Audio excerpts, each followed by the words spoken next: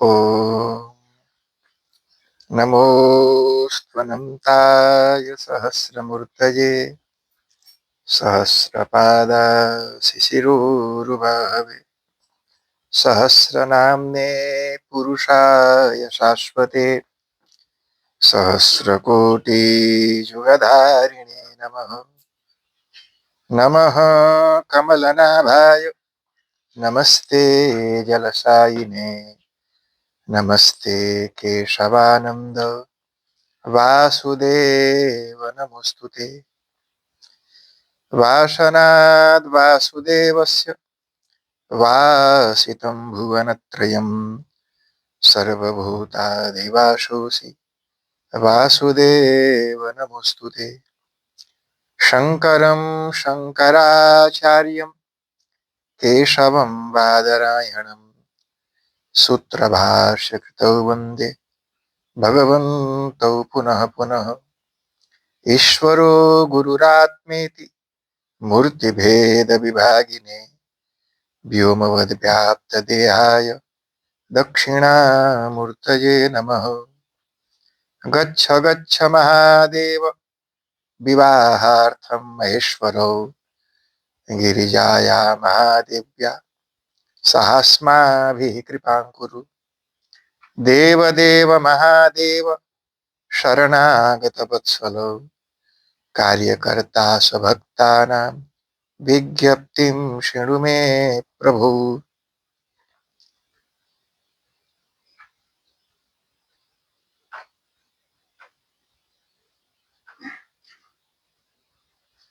जय बोलो सत्य सनातन धर्म की जय।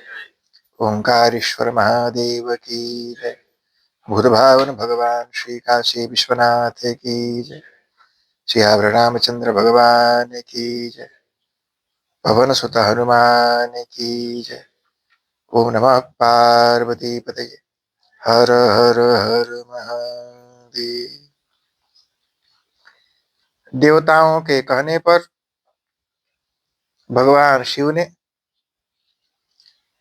विवाह करने का मन किया और अपनी बारात लेकर हिमालय के घर पहुंच गए। उनका स्वागत सत्कार अच्छा से नहीं हुआ, क्योंकि उनकी वेशभूषा रंग रूप देखकर सब लोग डर गए और डर के घबरा गए। एक उमा वहां थी इंटरनेशनल, और एक उमा हमारे पास बैठी हैं लोकल, और दोनों उमा बड़ी अच्छी हैं, दिल की अच्छी हैं जी। आप सहृदय हैं, सरल हैं। तो वो उमा ने तो सब कुछ देखा। इस उमा ने हमसे पूछा कि ये सब लिखा है, भूत प्रेत सच्चे वहां आए थे? इन्होंने कहा गुरु जी ये सब लिखा है। तो हमने कहा भाई अब इसका मतलब ये हुआ कि लोग सुनाते तो हैं, तो कई लोग ऐसा सोच सकते हैं कि ये सब सारा कुछ लिखा होगा है कि नहीं, या ऐसे ही लोग सुना देते हैं। तो मैंने सोचा कि काहे ना दो चार श्लोक ओरिजिनल ही पढ़ देता हूँ। जो विवाह हम तो बहुत कम सुनाते हैं, जितना सुनाते हैं उससे कई गुना ज्यादा लिखा है। और ऐसी ऐसी चीजें भी हैं जो हम सुनाते नहीं जी, दबा जाते हैं। मैंने उस जमाने के हिसाब से वो एक्सेप्टेड था।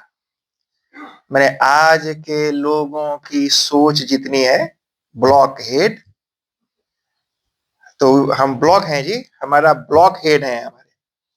तो जितना ब्लॉक हेड हमारा है, इससे कई गुना ज्यादा ओपन हेड वाले लोग थे।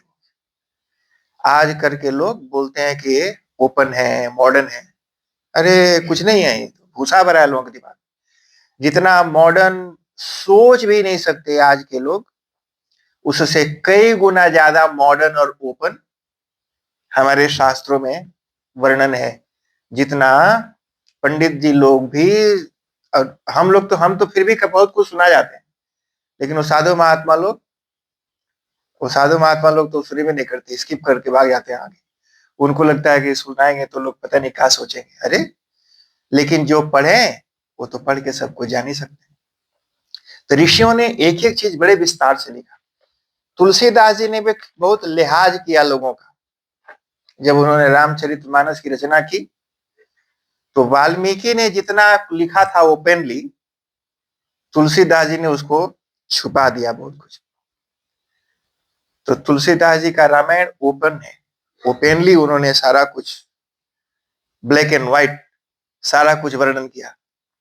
एक बार मैं ब्रिस्बेन में मैंने कथा की, तो वहां लोगों ने कहा महाराज सुंदरकांड, तो लगभग 7-8-9 दिन सुंदरकांड के बारे में सुनाया। तो मैंने उनको बताया कि हनुमान जी लंका में गए, शाम के समय पहुंचे थे। तो सोचा कि अभी दिन का उजाला है, अगर घुसूंगा तो सब देख लेंगे, तो इंतजार किया, रात होगी तो घुसूंगा, छोटा रूप धर के घुसूंगा और फिर सीता जी को ढूंढूंगा। रात हुई तो घुसे, छोटा रूप धर के घुसे, फिर भी लंकिनी ने उनको पकड़ लिया। लंकिनी से विदा लेकर आगे बढ़े, अब सीता जी को ढूंढने लगे। तो वाल्मीकि ने ये लिखा कि सीता जी एक स्त्री हैं, तो स्त्री को ढूंढने के लिए हनुमान जी कहां जाएंगे जी? जिससे मान लो आपको पैनाडोल लेना हो, तो पैनाडोल खरीदने के लिए सब्जी के दुकान पर जाओगे, या भिंडी खरीदने के लिए फार्मासिस्ट के पास जाएंगे? फार्मासिस्ट के दुकान में जाएंगे, 2 किलो भिंडी दे दो। अरे फार्मासिस्ट के दुकान में भिंडी नहीं मिलती, और भिंडी के दुकान में पैनाडोल नहीं मिलता। जो चीज आपको चाहिए आप वैसे ही दुकान में जाओगे। तो हनुमान जी सीता जी को ढूंढने के लिए कहां जाएं? तो कहां औरतें जहां रहती हैं, तो औरतें तो घर में रहेंगी ना जी, तो राक्षसों के घर में रहेंगी। तो जहां जहां औरतें रहती थी, अच्छा वो सीता जी औरत है, हनुमान जी ने कभी सीता जी को देखा ही नहीं था। मंदोदरी को देखा सोते हुए, बड़ी सुंदर थी, तो हनुमान जी को डाउट हुआ कहीं यही तो सीता नहीं है। फिर सोचा कि इतना नाक बजा के सूत रही है, सीता जी को नींद आएगी। अगर सीता जी होती तो ऐसे नाक बजा के सूत नहीं रही होती, ऐसे नाक बजा के सूत रही है तो इसका मतलब ये सीता नहीं है। ऐसे और भी ढेर सारी औरतों को देखा उन्होंने, ये बड़ी सुंदर थी, और देख के लगा कि जैसे सीता थी। अच्छा, तो पूरी लंका में घूम घूम करके औरतों के कमरे में गए। अच्छा, रात को जो सोते हैं सोते हुए, अब माता जी लोग मेकअप करके तो सोते नहीं है, रात को तो मेकअप धो के सोएंगे ना जी। और जब जागते रहते हैं तब तो अपने शरीर को ढांक के छुपा के रखते हैं। जब गहरी नींद में सोते हैं तो उस समय कपड़ा कहाँ कैसे कोई होश तो रहता नहीं। तो वाल्मीकि ने लिखा कि हनुमान जी ने लगभग अधनंगी नंगी औरतों को नग्न अवस्था और अर्धनग्न अवस्था में राक्षसियों को घूम घूम करके देखा, क्योंकि सब सो रहे थे। उनका औरतों को देखना पर्पज नहीं था, सीता जी को ढूंढना पर्पज था। लेकिन सीता जी को ढूंढने के लिए उन औरतों को देखना जरूरी था। सभी जगह घूम घूम करके देखे, सुबह तक सीता नहीं मिली, लेकिन हनुमान जी का दिल गिल्ट से भर गया, अंदर से उनका मन घिन्ना गया, बड़े गिल्टी फील करने लगे कि देखो मैंने ऐसे ऐसे औरतों को देखा जिनको नहीं देखना चाहिए था, मेरा तो व्रत टूट गया, व्रत भंग हो गया। अगस्त संग ये वाल्मीकि रामायण पूरी कथा जितना मैंने सुनाया, इसे और बहुत विस्तार से लगभग 10-12 अध्यायों में और सैकड़ों श्लोकों में बड़ा विस्तार से सारा कुछ लिखा। हमने ब्रिस्बेन में सुना, एक आदमी वहां तो कुछ नहीं बोला कथा में, दूसरे दिन जहां मैं रुका था वहां आया और आके बोला कि आप अपने से सुना दिए, कहीं लिखा है? बोला कि आप कहीं ऐसा सोच रहे हैं, मैंने कई बार लोग अंदाजा लगाते हैं कि रात को हनुमान जी गए थे तो औरतों को देखा होगा, आप ऐसे गेस कर रहे हो कि कहीं लिखा है? तो हमने उसको वाल्मीकि रामायण का सुंदरकांड का लिंक भेजा, तो बोला कि हमको तो समझ में नहीं आएगा। हमने कहा समझ नहीं आएगा, मेरे समझ पर तुम्हारा भरोसा नहीं और तुम्हारी खुद की समझ नहीं, तो बात कैसे बनेगी? या तो तुम्हारी खुद की समझ हो, या तो मेरे समझ पर भरोसा करो। या तो मैं बोल रहा हूं तो उस पर मेरे समझ के ऊपर भरोसा करके मानो कि है, और या फिर तुम तेरी दिमाग को थोड़ा खोलो और पढ़ो। तो बहुत सारी चीजें हमारे शास्त्रों में, अगस्त्य संहिता में जी सनकादि ऋषि वहां प्रकट हुए। हनुमान जी जब अंदर से बड़े दुखी हो गए तो सनकादि ऋषि प्रकट हो गए और सनकादि ऋषियों ने हनुमान से कहा कि स्त्री को देखने से, स्पर्श करने से, बात करने से ब्रह्मचर्य व्रत खंडित नहीं होता। कहा कि तुम्हारी बुद्धि ऐसी नहीं थी, कहा कि तुम्हारा इंटेंशन क्या था वहां पर ढूंढते हुए, घूमते हुए। तुम्हारे मन में तो सीता माता विराजमान थी, तूने सीता माता को हृदय में धारण करके उनको ढूंढ रटते हुए सबको देखा, इससे तुम्हारा व्रत खंडित नहीं हुआ। ढेर सारी बातें हमारे शास्त्रों में बड़े विस्तार से जब एक एक श्लोक पढ़ें और सुने तो सारी बातें समझ में आ जाए। सभी धर्मों के लोग पढ़ते हैं। हमारे जहां मैं रहता हूं अगल बगल में ढेर सारे चर्चेज हैं। एवरी संडे को छोटे छोटे बच्चे वो बाइबल हाथ में दबाए वहां आते हैं और एक एक लाइन पढ़ते हैं। अगर वो कहीं चर्च में या कोई उनको पादरी या पास्ता कोई मिले और उनको बोले कि ये बाइबल में लिखा है, तो पब्लिक से उठ करके कोई बंदा उसको चैलेंज कर देता है, नो, कौन से चैप्टर में लिखा है, कौन से लाइन में लिखा है। बेवकूफ नहीं बना सकता बाइबल के नाम पर कि बाइबल में लिखा है, बताना पड़ता है कहां लिखा है। तो कोट करता है, देख ये लाइन है, पब्लिक देख करके पढ़ती है। जितने भी मस्जिद हैं वहां पर कुरान की क्लासेस होती हैं, सब पढ़ते हैं। वहां जाइए, गुरुमुखी पढ़ाई जाती है, गुरु ग्रंथ साहब पढ़ाया जाता है गुरुद्वारे में। हमारे हिंदू धर्म की कक्षाएं कहीं भी नहीं होती। कितने मंदिर हैं, वो मंदिर में पैसा कहां आता है? पब्लिक से आता है। यानी आप, मैं, तो पब्लिक ने पैसा दिया मंदिर को, समाज ने दिया, और मंदिर समाज को क्या देता है जी? समाज का क्या, समाज में उसका क्या कंट्रीब्यूशन है? मंदिर से समाज नहीं है, धर्म से मंदिर, से धर्म नहीं, धर्म से मंदिर है। जब लोगों के अंदर श्रद्धा ही नहीं रहेगी तो मंदिर रह के क्या करेगा? प्राचीन काल में मंदिर वाज सेंटर ऑफ एजुकेशन। प्राचीन काल में मंदिर जहां भी मंदिर था वहां पर पूजा पाठ नहीं, वहां पर शास्त्रों का अध्ययन होता था, शास्त्र पढ़ाए जाते थे। तो कहीं भी हिंदू धर्म की शिक्षा नहीं दी जाती। एक न्यूजीलैंड गवर्नमेंट ने एक ट्रस्ट बनाया, अलग अलग, हमको भी 2-4 बार बुलाए, कहे कि यहाँ अलग अलग धर्म के लोगों के बीच में कन्फ्लिक्ट है। मैंने कहा न्यूजीलैंड के स्कूलों में भी धर्म की शिक्षा देनी चाहिए। न्यूजीलैंड गवर्नमेंट को एक ऐसा सिस्टम बनाना चाहिए कि स्कूलों में हिंदू धर्म के बारे में बेसिक जानकारी, क्रिश्चियन धर्म की बेसिक जानकारी, इस्लाम की बेसिक जानकारी, ताकि सबको सबके बारे में बेसिक्स जो फंडामेंटल हैं पता रहे और समझ डेवलप हो। तो धर्म की शिक्षा नहीं दी जाती। तो हमारे कुछ शिष्य लोग तैयार हैं, अभी मुहूर्त नहीं निकला जी क्लास शुरू करने का। तो 2 साल से पंचांग देख रहे हैं, तो मुहूर्त निकल जाएगा तो हम लोग धर्म की क्लासेस शुरू करेंगे। तो जो भूत वहां थे जी, अलग अलग प्रकार के भूत वहां पर आए। किंग बहुतेन देवर से सर्व लोक निवासिन आययुः स्वगणा शंभु प्रीत्या वही शंकर उत्सवे। भगवान शंकर का विवाह है, तो भगवान शंकर के जितने भी गण थे सब के सब बड़े उत्सव उत्साह से हंसते मुस्कुराते वहां पर आए। बड़े बड़े भूत प्रेत पिशाच जो थे वो सब वहां पर आए जी। और जितनी भी भूतनिया, खाली भूत नहीं आए जी, हाँ, हस्बैंड खाली नहीं आया, वाइफ के संग आया था।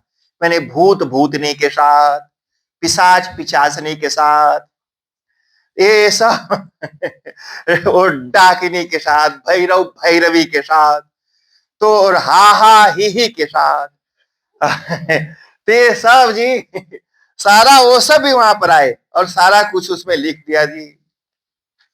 शाकिनी या तुधानाश्च बेताला, बेतालाया पर अकेले नहीं, बेताली को भी साथ में लाया। बेताला ब्रह्म राक्षस नहीं, खाली ब्रह्म राक्षसियां भी आई, अकेले नहीं, हस्बैंड अकेले थोड़ी जाएगा, घर वाली को संगे लेके जाना पड़ता है। वो सब आए जी शादी में। भूत प्रेत पिशाचाश्च तथान्ये प्रमथादयः। कौन कौन थे जी? तो तुम्बुरूर नारदो हा हा, हु चेता, ये नाम है जी उनका, भूतों का नाम था हा हा, दूसरे थे हु, तो वो गंधर्वाहा, ये सब गंधर्व थे। किन्नराहा जगमूर्वाद्यानाध्यन हर्षिता, अपना अपना बाजा बजाते। अब बाजा भी कहा जी, सभी लोग हारमोनिया और तबला लेके थोड़ी ना आए थे।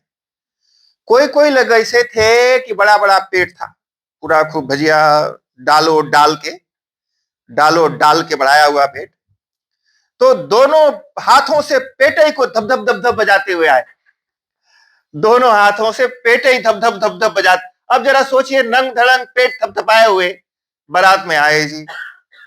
जगतो मातरः सर्वा, सारी जगत जगन माताएं, उद्वाह शंकर सेति जगमु सर्वा मुदान्विता, भगवान शिव का विवाह है, तो सब मुस्कुराते हुए आई जी।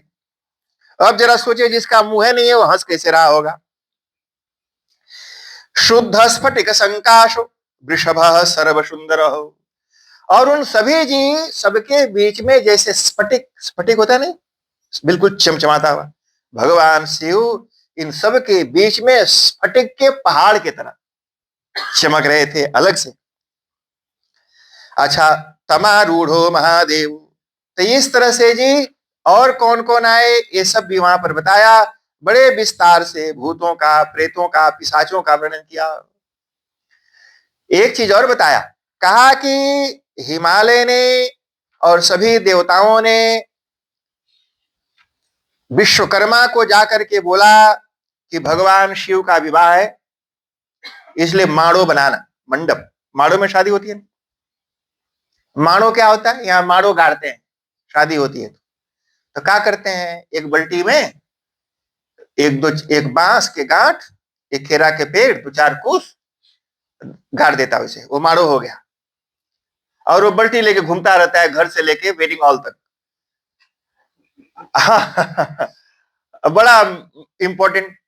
माड़ो क्या है, आपने देखा होगा फिजी में और इंडिया में भी, बांस काट के और घास, कुश घास और बड़का बड़का घास, तो ऐसे एक पूस डाल के घर के आंगन में माड़ो को छाते हैं।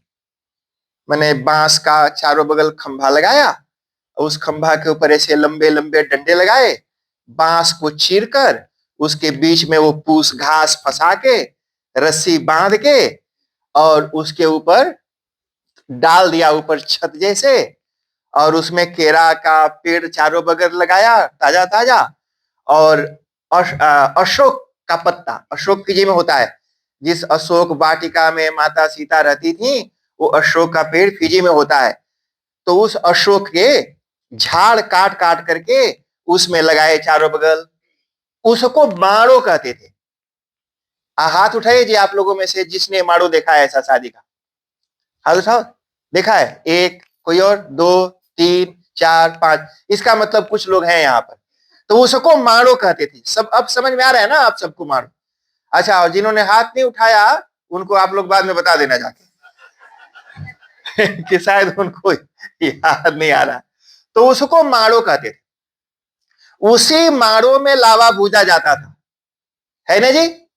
उसी माड़ो में लावा भूजा जाता था, उसी माड़ो में पितरों की पूजा होती थी, पितर पूजा उसी माड़ो में होता, उसी माड़ो में शादी होती थी, बदलता नहीं था यहां से वहां लेके। अब पूरा माड़ो लेके कहां जाएगा उठा के जी? माड़ो उठा के नहीं सकता, ले जाए, वहीं रहता था, और उसी में सारा शादी वादी की कार्यक्रम होता था। अब वो जो हमारा ट्रेडिशनल माड़ो has been replaced by designer mandap. आज के डेट में, टुडे आवर ट्रेडिशनल माड़ो has been replaced by designer mandap. अब वो माड़ो में शादी होती नहीं है, अब शादी होती है डिजाइनर मंडप में, जो उस समय हम घास फूस बांस का माड़ो बनाते थे, आज उससे सुंदर बढ़िया हॉल में माड़ो बनता है। वो मंडप हिंदी में कहते हैं माड़ो और संस्कृत में कहते हैं मंडप। ये मंडप संस्कृत का वर्ड है और माड़ो हिंदी का वर्ड है। तो माड़ो का ही नाम है मंडप। अब वो डिजाइनर मंडप में शादी होती है। तो शादी तो मंडप में हुआ जी, वो मंडप तो वहां बनेगा शादी के हॉल में। अब तुम अलग से एक बल्टी में बांस और वो खूंटा काहे गाड़ के रखा है, अब उसका क्या यूज है जी। लेकिन कुछ लोग खूंटा गाड़ के बैठे हैं कि हम तो खूंटा गाड़ेगा हिलाएगा नहीं, चाहे जो भी हो। तो वो मानो कि अब जरूरत नहीं है फोकट। अच्छा, और ले जाके ना दुल्हा वो दुल्हनिया के आगे धर देंगे उसको बांस। उस वो डिजाइनर इतना सुंदर मंडप, चारों बगल शादी का इतना सुंदर, और वो करिया करिया बाकेट, और उस समय करिया करिया माटी भर के, और ले आकर दुल्हनिया के आगे मुंह तोप देगा इधर। और कैमरा वाला पंडित जी को बोलता है महाराज इधर हो जाओ, फोटो महाराज साइड हो, फोटो खींचना है। हाँ रे भाई, हमको कहीं साइड लगाता है, ये फुकटिया बल्टी धराए आप बास्केट को, ये फुकटिया बास्केट धराए, इसको साइड कर। हम तो काम करता है यहाँ पर, ये बास्केट कौन सी करता है, इसको हटाओ। लेकिन लोग ने जी खूंटा गाड़े हैं, चाहे जो भी हो जाए खूंटा हिलाएंगे नहीं। हमने बोला भाई मारो तुम तब गाड़ो, मारो तब गाड़ो जब तुम्हें वहां माड़ो में शादी करना हो, करना धरना है ही नहीं तो बल्टी लेके यहां से वहां घूमता है। हमको लोग पूछते हैं जी महाराज ये मारो माँ को वहां लेके जाओ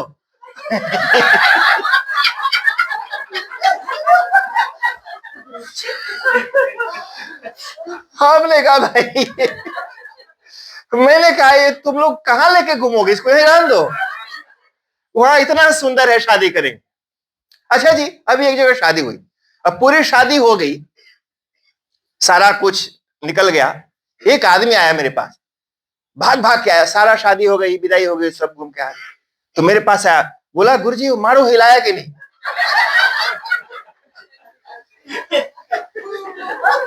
सुनो, मान लो कोई आदमी है मर गया, उसका दाह संस्कार हो गया, राखी वाखी समुद्र में बहा दिया, अब फिर कोई आए महाराज उसको गंगा जल तुलसी पानी पिलाया कि नहीं,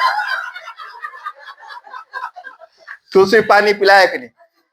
हमने कहा उसकी मुंडी बह गई गंगा में से तो जाओ ढूंढ के लाओ, पिला देगा। अब ये भी सारी शादी हो गई, उसको इससे संतोष नहीं है, अब मारो हिला देंगे तो क्या हो जाएगा जी, बोला हिलाया कि नहीं। तो ये बहुत सारी चीजें ने जी अननेसेसरी है, जिसका कोई मतलब नहीं है, लेकिन उसको समझते नहीं है लोग कि वो इतना सुंदर डिजाइनर मंडप में काहे फुकटिया एक बल्टी ले जाकर धरता है, उसको जहां है वहीं रहने दो। अच्छा जी, अब हिमालय के यहां माड़ो बना, वहां माड़ो गड़ा, माड़ो को गाड़ो कौन था जी, तो साक्षात विश्वकर्मा जी आए, और विश्वकर्मा ने बड़ा सुंदर माड़ो वहां पर बनाया। त्वष्ट्रा कृतम तद विकृतम विचित्रम विमोहनम सर्वदिवौकशाम ही ये नैव सर्वान् समिमोहितुम सुरान् समिच्छति प्रेमतयेव युक्त्या। इतना सुंदर माड़ो भगवान विश्वकर्मा ने वहां बनाया, जिसको देख करके जितने देवता लोग शादीशुदा थे उन सबका मन ललचा गया। उनको लगा कि इतना सुंदर माड़ो में हमारी शादी नहीं हुई। देवताओं ने सोचा एक एक भांवर और ले लो। भांवर जानते हैं ना जी, भांवर आपने देखा होगा, जब साइक्लोन आता है ना पानी, तो कई जगह ऐसे ऐसे घूमता है, उसको क्या बोलते हैं जी अंग्रेजी में, है ऐसे जैसे से घूमता है जिससे अंदर चला जाता है, टर्नेडो ना ना, जिससे पानी ऐसे ऐसे घूमता है, पानी के अंदर जहां बाढ़ आ गया और कहीं अंदर चारों बगल से पानी ऐसे आता है और अंदर ऐसे घूमते घूमते everything is coming and going in and ऐसे घूमते रहे हैं, वेलपुल। स्पेल कर ना ना, आप एक चीज बताइए, स्पेल करो उसको, डब्ल्यू वेलपुल, वेलपुल। उसको भंवर कहते हैं। भंवर, वेल पूल को भंवर कहते हैं। तो जो शादी का भांवर है ना जी, वो वही भंवर है, वेल पूल। एक बार जो घुसा हो बस घूमता रहता है जीवन भर।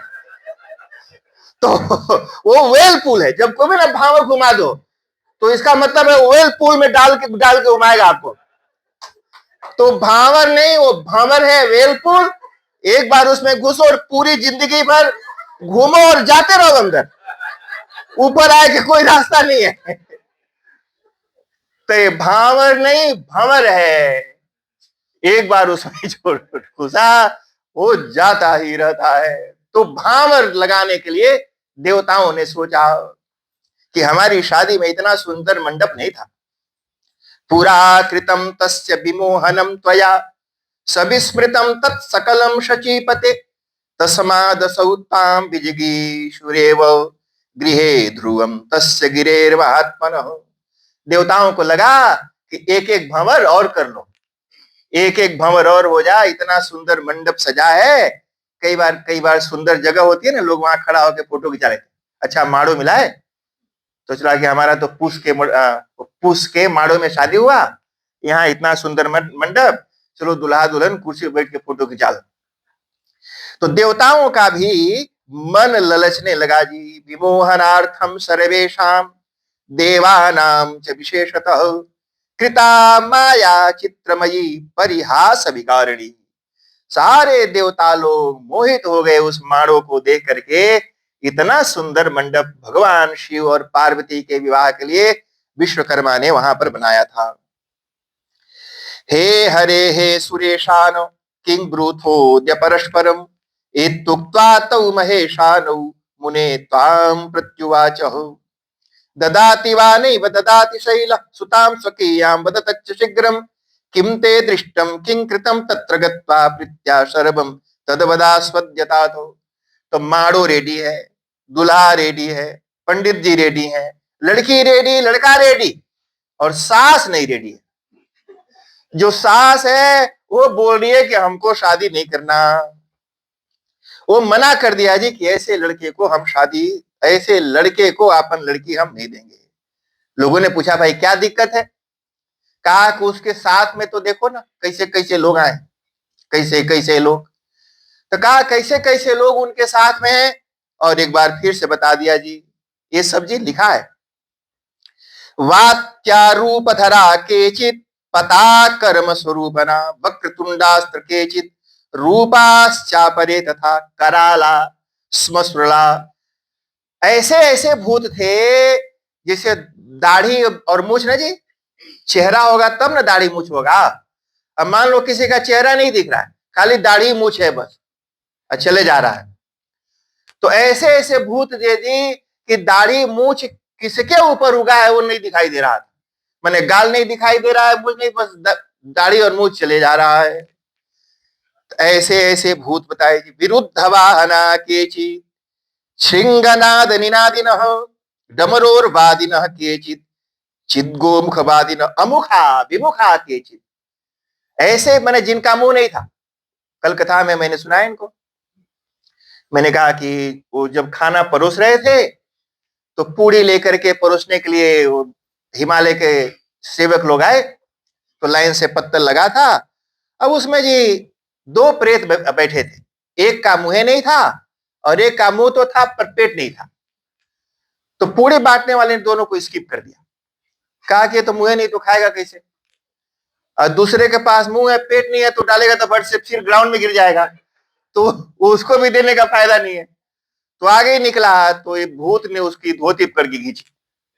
कहा कि तुम हमने स्किप क्यों कर दिया। अब वो बात देखो यहाँ पर, अमुखा विमुखा केचित बहुमुखा गणा। तो मुखे नहीं था उसका, मुखा। अच्छा और क्या लिखा है जी? कुछ ऐसे भी थे जिनका मुंह आगे भी था और पीछे भी था। तो एक भूत ऐसे बैठा था जी, उसका एक मुंह पीछे और एक मुंह आगे, पर प्लेट एक बगल रखा था। अब पूरे बांटने वाला सोचे कि हम कौन बगल डालें, इधर वाला उधर वाला। अब पूड़ी लेके उधर झाके कि प्लेट खाली इधर है उधर, तो प्लेट उठाया कि उधर धर दी। पता नहीं उधर वाला चलता है किधर, चालू कौन ला मशीन है हमको। तो इधर से उठाया, उधर धरने के लिए तो भूत ने बुझाए इधर। तो ये सारी बातें बहुमुखा केचित, कई के अलग अलग, अकारा विकारा केचित बहुकरा गणा। कुछ ऐसे भी थे जी, मुंह इधर और हाथ उधर। जैसे इधर मुंह है तो हाथ इधर रहेगा ना जी, तो मुंह इधर है लेकिन हाथ का बनावट पीछे के बगल है। अब वो पूरी बांटने वाला कंफ्यूज कि हाथ है उधर, मुंह है इधर, अब हम किधर रखी प्लेट, और कहीं गलत जगह पर रख गया तो भूत पकड़ न ले। ते अलग अलग तरह के जी, अनेत्रा बहुनेत्रा, ये सारा कुछ ये रुद्र संहिता। अनेत्रा बहुनेत्रा के चीज, किसी के पास पूरा चेहरा था, नाक था, कान था, मुंह था, पर आंख नहीं था, अब पर वो देखता था सब कुछ। और कोई ऐसे भूत थे जिनके खाली आंखें ही आंख थे, नाक मुंह सबके जगह आंखें ही आंख था। ते सारा कुछ जी बड़े विस्तार से यहां पर उन्होंने लिखाया जी। जो मैना थी उन्होंने कहा कि हमको तो ये शादी नहीं करनी है, सास ने मना कर दिया। सप्तर्षि लोग फिर गए मैना के पास और जाकर के समझाया, अयम वै परमो लाभो दर्शनम शंकरस्य यत् दान पात्रम सते भूत्वा गतस्तव च मंदिरम। कहा कि हे देवी, भगवान शिव का दर्शन करना ही तुम्हारा परम सौभाग्य है। अरे कन्यादान तुम करो या मत करो, लेकिन जरा ये तो सोचो कि तुम्हारे पास कुछ दान करने के लिए पैसा है और तुम भगवान को देना चाहती हो, पर तेरे को पता नहीं कि कहां दूं, और भगवान स्वयं दान पेटी बन करके तेरे सामने बैठ गए।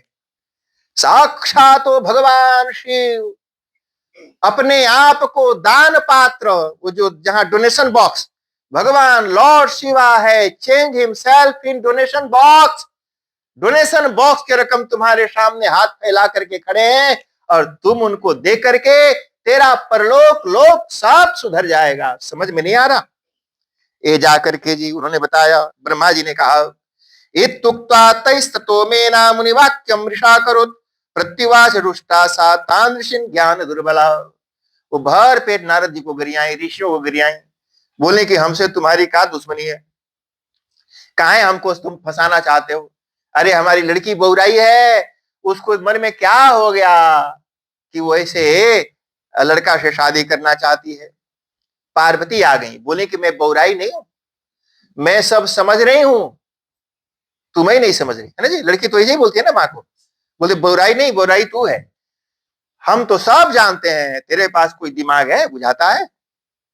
पार्वती जी थोड़ी सी आदर भाव करने वाली थी, तो उन्होंने आकर के प्यार से बोला, मातस्ते विपरीता ही बुद्धिर जाता स्वभाव।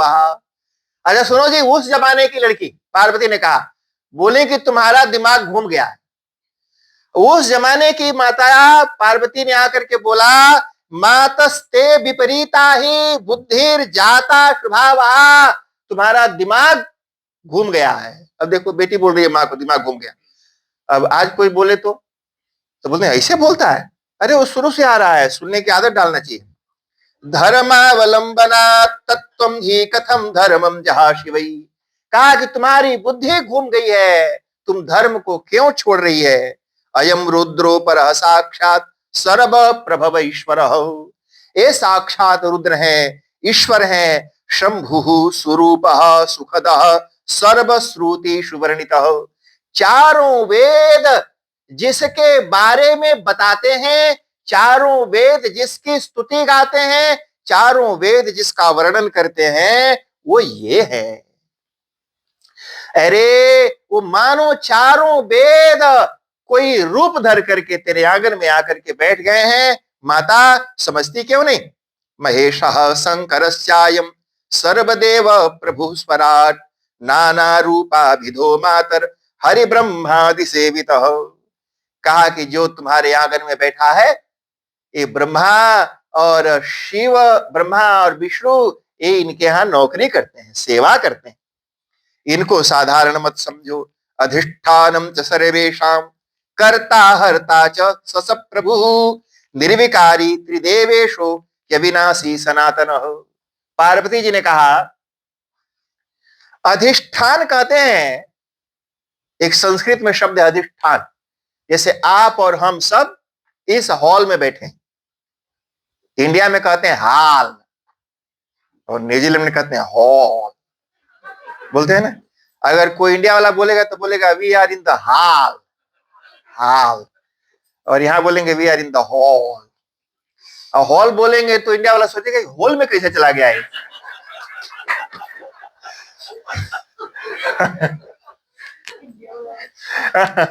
नहीं, हम इंडिया से है, बनारस से। हमको आप फिजी का समझता है क्या?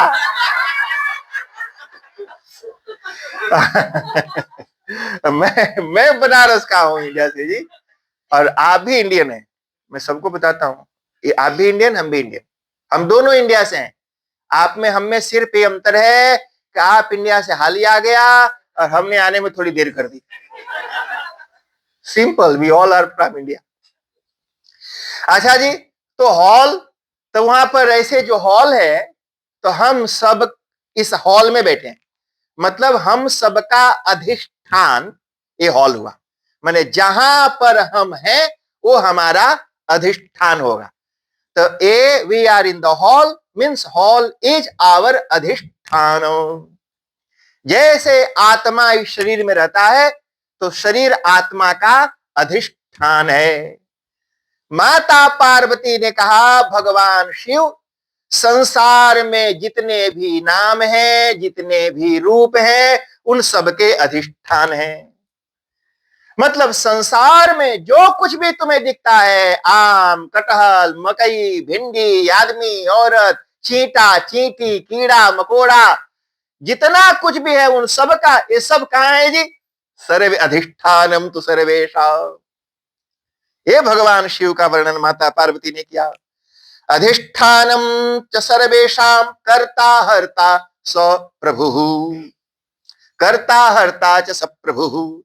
कहा कि वो सबके अधिष्ठान है। जैसे हमारा अधिष्ठान है हॉल, एंड भगवान शिव इज अधिष्ठान ऑफ एवरीथिंग एंड एनीथिंग। सभी के कर्ता है, सब कुछ बनाने वाले और सब कुछ हरण कर लेने वाले। इसलिए हे माता जी उठो और देहि माम त्वम शिवायास्मै स्वाश्रमम कुरु सार्थकम।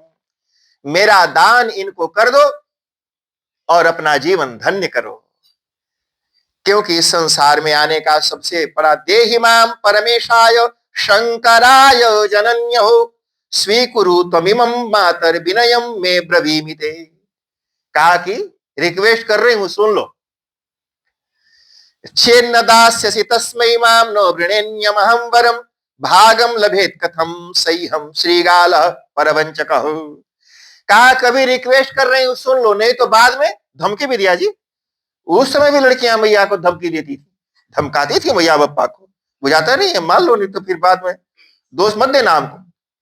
उस समय भी बोला कभी बोल रही हूं मान लो, बाद में ब्लेम मत करना। बाद में भले ही पूरी जवानी में कुंवारी रह जाऊं, लेकिन मैं किसी और से शादी नहीं करूंगी। अरे जैसे कोई शेर का हिस्सा, शेर का शेर, शेर का शेर किसी सियार के हाथ नहीं जाने वाला। इसलिए मैं इन्हीं की हूं और इन्हीं के पास जाऊंगी, कोई और के पास नहीं जाऊंगी। मनसा वचसा मातः कर्मणा च हरः स्वयं मया वृतो वृतश्चैव यदिच्छसि तथा कुरु। कहा कि मैंने बता दिया, मैंने मन वाणी वचन, मन वचन कर्म तीनों से भगवान शिव को मैंने वर्ण कर लिया। इनके अलावा मैं कुछ और नहीं करूंगी। अब तेरी मर्जी, जो बुझाता है वो कर। ऐसे जी बोल दिया। कई बार समझाने के बाद यही आखिरी सेंटेंस, द लास्ट सेंटेंस यही होता है, हमको जो बोलना था बोल दिया, तुम्हें जो बुझाता है वो कर। तो उन्होंने भी कहा कि हमें जो बोलना था बोल दिया, अब तुम्हें जो बुझाए वो कर। ये बोल के चुप हो गई। मैना ने आकर के कहा, मैना ने कहा कि देखो मैं तो कतई नहीं करूंगी। और वो क्या बोलती है जी? छेत्स्यामि कालिम अथवा, कहा कि मैं तलवार निकाल करके पार्वती का गला काट डालूंगी, मार डालूंगी इसको। निमज्जिस्ये वा सिंधौ सुसुताम पार्वतीम खलु, या फिर इसको ले जाकर समुद्र में डुबा दूंगी। ये देखो जी मैया बोल रही है, अपनी बिटिया को, जिसको पाने के लिए तप किया था। वो बोलती है कि इसको या तो मैं मार डालूंगी, किसी छुरी चाकू तलवार से काट डालूंगी, या फिर ले जाके समुद्र में डुबा दूंगी, नहीं तो मैं खुद ही जाकर के डूब जाऊंगी। लेकिन इस भगवान शिव से इसकी शादी नहीं करूंगी। नौ दास से संभवे कन्याम दुर्गाम विकट रूपिणे। इतना भयानक लगता है, डरावना लगता है। वो भूतों का दोस्त नहीं, भूत ही लगता है साक्षात। न माता न पिता भ्राता बंधुर गोत्र जो भीष। ना तो जिसकी माँ का पता है, बाप का पता है, भाई का पता है, ना तो इसका कोई अता पता, इसका खुद ही का कोई अता पता नहीं है। मैंने किस कोई एड्रेस, स्ट्रीट नंबर, घर, मकान, दुकान कुछ ये नहीं। कहा कि यहां से लड़की को लेके कहां जाएगा वो नहीं पता। कभी लड़कियां को कुछ पूछना पाछना हो, भेजना वजना हो तो कहां भेजेंगे, कोई एड्रेस ही नहीं। न वस्त्रम ना पलंकारा सहाया। कहा कि कोई कपड़ा नहीं है, कोई गाड़ी नहीं है, कोई श्रृंगार नहीं है, कोई पवित्रता नहीं है, कोई डिसिप्लिन नहीं है, कोई कर्टेसी नहीं है, कोई सोशल रूल नहीं है, कोई सोसाइटी नहीं, कुछ है ये नहीं है। ऐसे कैसे दे दूं? उन्होंने बोला नहीं करना जी। शंकरो जगतः करता, ब्रह्मा जी आ गए। कहा कि माई शंकरो जगतः करता भरता हरता तथैव चो न तम जानासि तद्रूपम कथम दुखम समीहसे। सब समझाए जी, लेकिन सबके समझाने के बाद भी वो मानती नहीं थी। सभी देवताओं ने भगवान शिव से प्रार्थना की कि हे भगवान कृपा करो, इनकी बुद्धि पलट दो। ये जो संत महात्मा है, साधुओं में और दुष्टों में ये अंतर है। संत लोग बुद्धि बदलने की चेष्टा करते हैं, कुछ ऐसा करो कि इसकी खोपड़ी बदल जाए। जो पकी पकाई खोपड़ी है ना जी, इसमें बदलाव और फ्लेक्सिबल आ जाए। और दुष्ट लोग दिमाग बदलना नहीं चाहते, वो आदमी को बदलना चाहते हैं। रास्ते से हटा दो उसको, मैंने उसको रास्ते से हटा दो, धका दो, कहीं भगा दो, छोड़ दो। मैंने वो आदमी को रास्ते से हटाना चाहते। और श्रम आदमी को नहीं हटाना चाहता। बोलते आदमी में कोई प्रॉब्लम नहीं है, खाली चिप थोड़ा सा करप्ट है। चिप करप्ट है, चिप बदल दो, आदमी तो राइट है। तो इसलिए उस चिप बदलने की कोशिश करती है, उसकी बुद्धि बदल जाए। दिमाग ठीक है ना जी, दिमाग अच्छा हो जाए, बुद्धि अच्छी हो जाए, तो आदमी तो सब एक जैसे है। भगवान ने कहा कि ठीक है। भगवान ने कृपा करके और उन्होंने अपना बड़ा सुंदर रूप बनाया। कहा कि ठीक है। देखते ही देखते भूत प्रेतों को इशारा किया कि भाई भूत प्रेत लोग, ये पैदाइशी भूत हो या भूत बाद में बने। बोला नहीं महाराज, पैदा तो भूत नहीं हुए थे, पैदा तो हम भी इंसान आदमी ही हुए थे। आदमी थे, औरत थे, और शादी हुई हमारी। शादी के बाद फिर तब हम लोग इस हालत को पहुंचे, भूत बने। पैदाइशी कोई भूत थोड़ी होता है, भूत पैदा नहीं होते, भूत बनते हैं बाद में। पहले शादी करते हैं, बीवी लाते हैं, बच्चे पैदा करते हैं, और बाद में पहले किसी का बेटा बना, फिर हस्बैंड बना, फिर बाप बना, फिर आजा बना, और फिर भूत बनता है। तो आखिरी स्टेज उसका है भूत का। बोला महाराज सब बनने के बाद तब भूत बने। कहा कि ठीक है, जहां से बनने की शुरुआत हुई वो बनो, मतलब आदमी बन जाओ। कहा कि तुम सब अपन अपन सुंदर रूप बनाओ, बढ़िया से थोड़ा सा, जैसे अपन अपन शादी करते समय सज धज के गए थे, ऐसे दुल्हा के रकम सब बन जाओ। तो भूत थे जी वो तो, और शक्तिशाली भूत भगवान शिव के साथ रहने वाले, तो सब दुल्हा के रकम बन गए। बड़ा सुंदर रूप सबका हो गया। वो तो जैसा रूप चाहे वैसा बना लेते हैं। तो सब सुंदर सुंदर दुल्हा के तरह अपना रूप बना लिए जी, दुल्हा के रकम। और वो दुल्हा के रकम रूप इनका बन गया, और भगवान शिव ने भी अपना बड़ा सुंदर रूप बना लिया जी। इत्थम गंगा च जमुना चैव विधतस्म सुचामरे सुप्रसन्नम सुहासम च सुलावण्यम मनोहरम। भगवान शिव बड़े गोरे चिट्ठे हैं, मतलब बहुत सुंदर, और शरीर भी उनका बहुत लंबा है, और पूरा उनका शरीर का जो शेप है, मैंने बॉडी का जो पार्ट जहां होना चाहिए वही है। मैंने छाती जहां होना चाहिए छाती, जहां पेट होना चाहिए वहां पेट। ऐसा ही नहीं कि पेट छाती के एरिया को भी कैप्चर कर लिया। तो मैंने जो मैंने जो जिसका इलाका नहीं है दूसरे के इलाका में नहीं जा रहा। अब पेट छाती के इलाका में चला जाए तो ये तो भाई अच्छा नहीं होगा। तो जो जिसका एरिया है वो अपने अपने एरिया में आराम से अपनी अपनी मर्यादा में रहते थे। पूरा 6 पैक जी, उनका पेट भी पिचका हुआ और बड़ा सुंदर शरीर, बड़े सुंदर रंग राग आदि लगाए हुए सभी देवता लोग जी, सुंदर सुंदर रूप, गौराभम दूति संयुक्तम चंद्र रेखा विभूषितम, बिल्कुल चंद्रमा की चमचमाती हुई उनके जो जहां कहीं भी रेखाएं थी ना जी, हाथों में या माथे पर या शरीर पर, उन वो रेखाएं ऐसे चमकती थी जैसे चंद्रमा चमकते हैं। देखा जी किसी की हाथ की रेखा चमकती हो? मुझे भी नहीं करता, लाइन तो दिखाता है, उसमें लाइट थोड़ी ना लगी हुई है कि चमकेगा, लेकिन भगवान की जो रेखाएं चंद्रमा के तरह चमकती थी जी। चंद्र रेखा विभूषितम सर्वैर्देवगणैः प्रीत्या विश्ववाद्यैः सेवितं तथा सूर्येण शितम मूर्धनि चंद्रेण विशोभितम। कहा कि भाई हमारे यहाँ गांव में बारात जाती है ना जी, तो जेनरेटर लाइट पैदा करने वाला, और कुछ लोग अपने अपने मूड पर वो गैस वाला लाइट फिल्म होता था जी, ऐसे मूड पर रखते थे, और ऊपर वो बत्ती बढ़ता है, 10 लोग इधर 10 लोग उधर, और बीच में बारात चलती है और ऊपर ऊपर लाइट लेके चलते हैं, तो अंधियारा में सब कुछ दिखाता है। वहां पर जनरेटर नहीं था, लाइट नहीं था, साक्षात भगवान सूर्य, साक्षात भगवान सूर्य आकर के भगवान शिव के सिर पर विराजमान हो गए। बोले उजाला मैं करूंगा, आपको जनरेटर की जरूरत नहीं है। साक्षात भगवान सूर्य, सूर्येण छत्रितम मूर्धनि, भगवान सूर्य शिव भगवान के सिर के ऊपर ऐसे चमचमाते हुए इतना तेज प्रकाश किए कि सब कुछ चमक उठा। चंद्रमा ने कहा भाई मेरा नंबर न कट जाए, खैर बोलते हैं ना माइनस मार्किंग ना हो जाए, तो चंद्रमा भी भाग करके आए, महाराज हमको भी, वैसे सूरज के आगे चंद्रमा की तो कोई जगह नहीं, कहा कि जहां कोना कतरी में अंधियार होगा वहां हम रहेगा। चंद्रमा भी आ गए। सर्वथा रमणीयं च भूषितस्य विभूषणैः वाहनस्य महाशोभा वर्णितुं नैव शक्यते।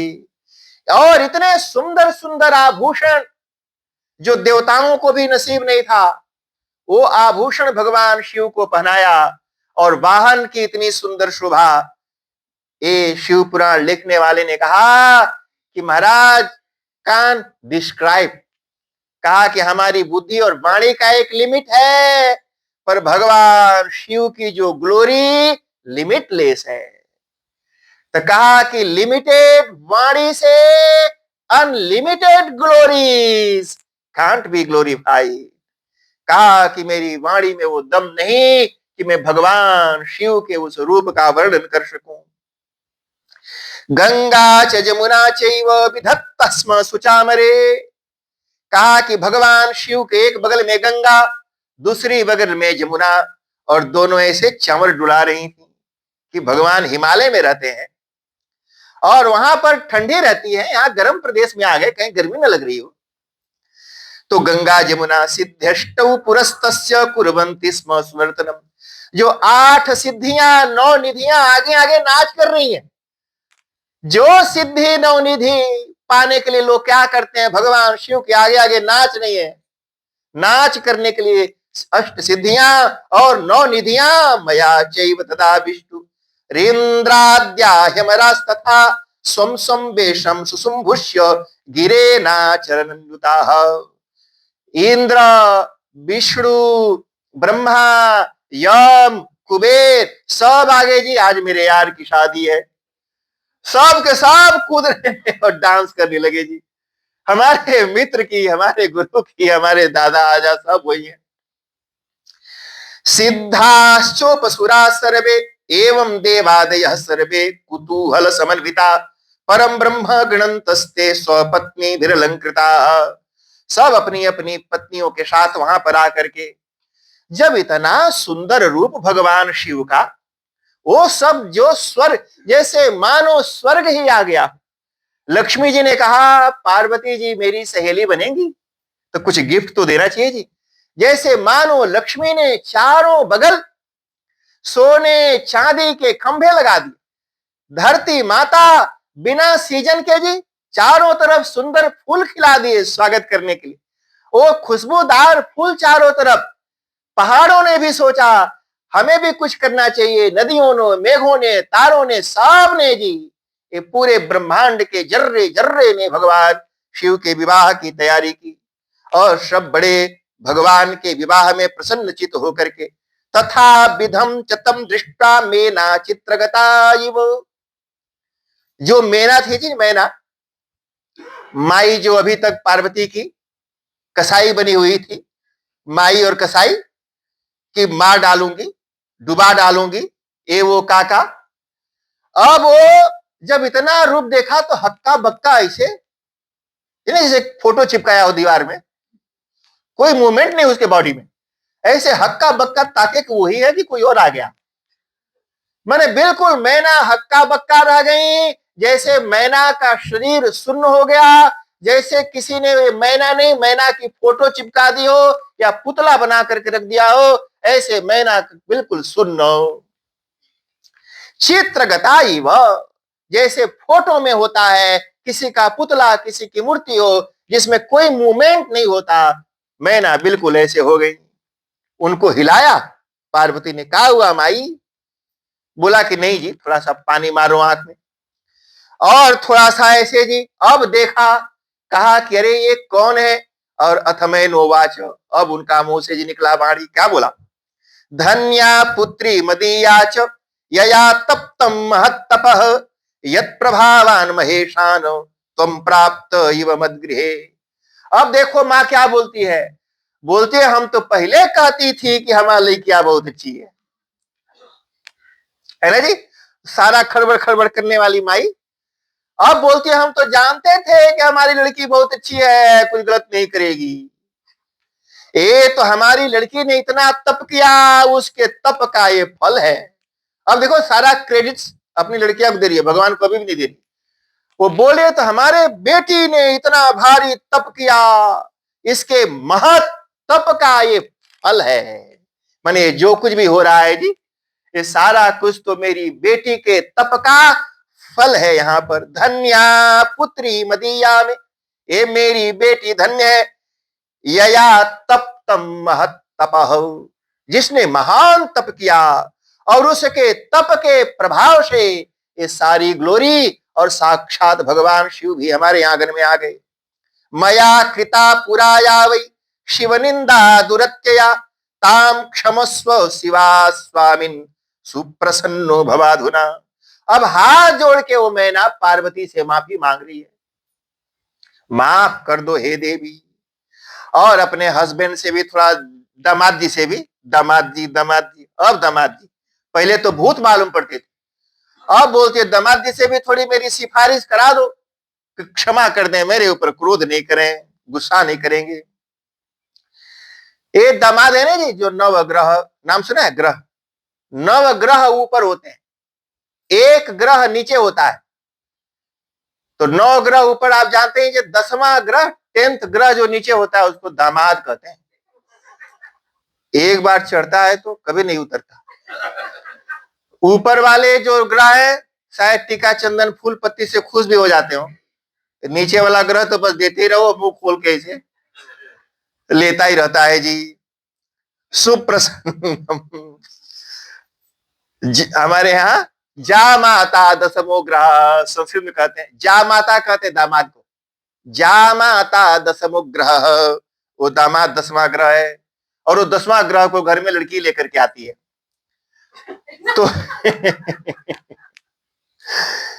अब यहां पर इत्थम संभाष्य सामेना संस्तूयेन ललाटकम सांजलि प्रणता शैल प्रिया लज्जा परा भवतो। मैना लजा गई, जब उनको शर्म आए कि पहले हमने इतना कुछ बोला, अब मैं कैसे मुंह दिखाऊं, क्या करूं। बिल्कुल शर्मा करके अपनी बेटी के माथा को चूमा, ऐसे बार बार उसका माथा चूमे, अरे माफ करना बेटी, अरे तो कितनी अच्छी मेरी गुड़िया लाली, और पहले तो कुछ और थी काली, और तो खूब बढ़िया जी उनका माथा चूम करके तारीफ कर रही है जी। काचित स्वामिनः सेवाम सखयुक्ता विहाय च सुचा चमर करा प्रत्यागच्छ भो दर्शनाय वै। इस तरह से जी रशनाम बपंती काचित तैव सहिता ययौ वसनम पीड़ित विपरीतम वै धृत्वा काचित ययौ ततः। इस तरह से जी इतना सुंदर रूप बना तो जो थोड़ी देर पहले जो सखियां जो बच्चे भाग गए थे डर के मारे, वो सब धीरे धीरे अब वापिस आने लगे जी। जो डर के मारे भाग गए थे कि भूत प्रेत पिशाच है, वो शुरू शुरू में हमारे भारत में एक महात्मा थे, उन्होंने एक भोजपुरी में गीत लिखा बारात के बारे में। तो वो गीत कुछ ऐसे ही है कि जब भूत प्रेत के बच्चों ने देखा तो बच्चे वहां से भागे, लड़कियां भी छोटी छोटी सी भागी, कोई अपने माई के पास, कोई भाई के पास, कोई दाई के पास जा जाके चिल्लाएं और चिल्ला चिल्ला करके बताएं। क्या बताएं कि बाप रे बाप बड़े बड़े भूत प्रेत, बड़े बड़े सांप, बाप रे बाप। हाँफते हाँफते जा करके बताया। हाफ हाफ बोलत रहे ऐसे, हाफ हाफ हाफ बोल माई अचरा से ढांप। मैंने अपने माँ को बोला कि माई हाली कर, आप नचरा से मुंह हमारा ढांक ले। हाफ हाफ ताटे लइका और बोले हाफ हाफ, हाली कर माई अपना चरा से ढांप, बाप रे बाप। तो उनका गीत है इसी तरह का, बड़े बड़े भूत प्रेत, बड़े बड़े सांप। तो वो जो डर के मारे हांफते हुए बेहोश होते हुए घर में घुसे थे, उनको पता चला कि वो भूत प्रेत सब चले गए। जिसको तुमने भूत देखा वो तो देवता है। तो उनका दर्शन करने के लिए वापस फिर अपने अपने घर से लोग निकल करके और एक दूसरे के ऊपर चढ़ते हुए जी हमको मौका दो, हमको मौका दो। इंडिया में कितना भीड़ होती है। हाँ, इंडिया में भीड़ होती है, पूछिए नहीं। इतनी भीड़ आपको देखना हो क्राउड, तो आइए हमारे यहाँ बनारस में देखिए, एकदम आप सटे रहते हैं जी, पैक पैक है एकदम। ट्रेन में जाओ पैक, बस में घुसो पैक। हम तो ही धक्का, मैं दिल्ली में पढ़ता था जी, उस समय डीटीसी बस चलती थी, तो उस समय नाम था उसका डीटीसी।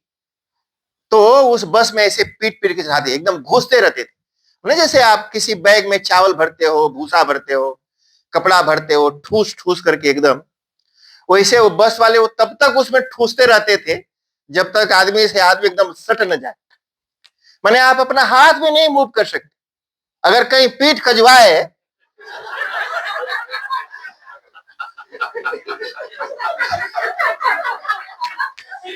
कुछ नहीं होगा। एक बार एक बस में जी एक आदमी का पीठ खजवाया, तो बड़ा मुश्किल से हाथ घुसाया वो पीठ खजवाने के लिए, और खजवाने लगा तो बगल वाला बोला अपना खजवा अपना।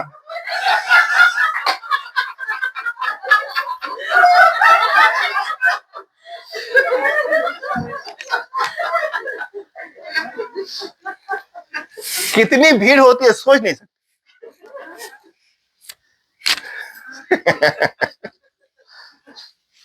ये बस है जी, बड़ा मुश्किल से उसका हाथ पीठी तक पहुंचा, बड़ा खुश होकर खजवाने लगा। वो बोला अपन अपन खजवाओ। तो उस तरह से जी बहुत भीड़, और अब तो और ज्यादा होगी। जब मैं बनारस में रहता था उस समय भीड़ कम थी, लेकिन आज इतनी भीड़ है आप सोच नहीं सकते। जो वहां रहने वाले लोग हैं वो ही अपने घर में नहीं जा पाते। हाँ भाई, दूसरे लोग आकर के घुस गए, और जिसका घर है वो सारा लाइन में लगा है पीछे कि दरवाजे तक पहुंचे उसको। तो इस तरह से जी सब भाग भाग करके वहां पर आए। कामिनी कांतम व्यग्रम कोटि चंद्राननांबुजम कोटि स्मराधिक तनु छबिम सर्वांग सुंदरम। जैसे साक्षात कामदेव ही कोई रूप धारण करके आ गए हैं, ऐसा रूप भगवान ने बनाया। और फिर उसके बाद सबके मन में जो भ्रम था वो दूर हो गया, शादी के लिए तैयार हो गए। और आगे शादी की विधियां जो हैं वो शुरू हो गई जी। शादी की बहुत विस्तृत विधि है, ऐसे 1 घंटे 2 घंटे में वो शादी नहीं होती है। पूरा विस्तार से वर्णन है कि क्या क्या होता है, कैसे। इसलिए पूरी रात, कभी कभी 3 दिन, कभी कभी 1 हफ्ता, कहीं कहीं पूरा 1 महीना, और मिथिला में 6 महीना। राम जी और सीता जी की शादी हुई थी तो 6 महीने लगे। धनुष टूटने और सीता जी को जनकपुर से विदा करा के आने के बीच में 6 मंथ का गैप, 6 महीना तक राम जी वहां रहे थे और 6 महीना तक कुछ ना कुछ होता रहा। आज भी मिथिला में जहां से सीता माता जी आती हैं वहां पर कहीं कहीं जगह 1-1 महीना तक शादी चलती है। 1 महीना दूल्हा वहीं रहता है और 1 महीना तक शादी की अलग अलग विधियां वहां पर होती रहती हैं जी। भारत में भी यहां तक कि हमारे गांव में भी 3 दिन तक शादी के विधान, जब हम लोग वहां छोटे छोटे थे 3 दिन तो वहां भी होता था। बारात आती थी, ये आज बारात आई तो आज रुकेगी, फिर कल रुकेगी, फिर परसों भी कुछ विधियां होती थी और फिर उसको वहां से विदा करा के भेजा जाता था। और यहाँ तो 1 घंटे में सब निपट जाता है। तो अथ तम समज्ञात्वा श्रुत्याचारम भवाचारम विधाय यथार्थतः। तो कई तरह के रिवाज होते हैं जी। कुछ है श्रुति, मतलब वेदों में बताए गए विधान, और कुछ है लोकाचार। लोकाचार का मतलब होता है रीजनल रूल्स। रीजनल रूल्स ये है, जैसे कहीं कहीं आपने देखा है कि ये काम फुआ करती है, ठीक है जी। अभी कहीं किसी के यहाँ शादी थी तो वहां पर फुआ क्या करती है जी, वो कुछ लेकर के आती है। है? वो जो सूपा वाला है, सूप बोलो उधर आरती, वो सूपा में वो लेके आती है।